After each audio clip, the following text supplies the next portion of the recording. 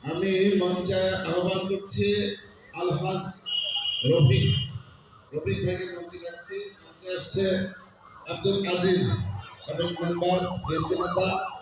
মঞ্চে আসছে পুঠিয়া থানা বিএনপির সাবেক সাংগঠনিক সম্পাদক জনাব খলিলুর রহমান খলিল ভাই। মঞ্চে আসছে স্বেচ্ছাসেবক দল পুঠিয়া উপজেলার বর্তমান আহ্বায়ক সাবেক ছাত্রনেতা ওয়াসিম।